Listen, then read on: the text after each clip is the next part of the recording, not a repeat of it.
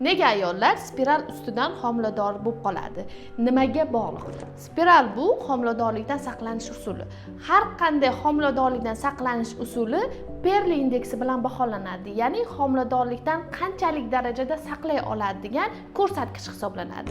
Spiralda bu 0,5-1% ga ega. Ya'ni 200 ta ayoldan bittasida yoki 100 ta ayoldan bittasida spiral zo'r joylashgan bo'lsa ham, eskirib ketmagan bo'lsa ham, bezovta qilmayotgan bo'lsa ham homilador bo'lib qolish ehtimolligi mavjud bo'lishi mumkin. Endi agar ayol kishida spiral qiyshayib qolsa yoki pastga tushib qoladigan bo'lsa yoki muddat o'tib ketgan, ichidagi homiladorlikdan saqlovchi moddasini ta'siri kamayib ketgan holatlarda homiladorlik bo'lish ehtimolligi oshib ketadi.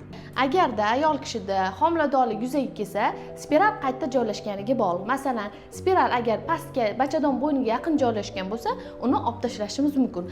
Agarda spiral teparoqda, ya'ni homiladan tepada yoki homilaning yaqinida joylashadigan bo'lsa, ushbu spiral homiladorlikda davom ettirilaveradi, spiral turaveradi.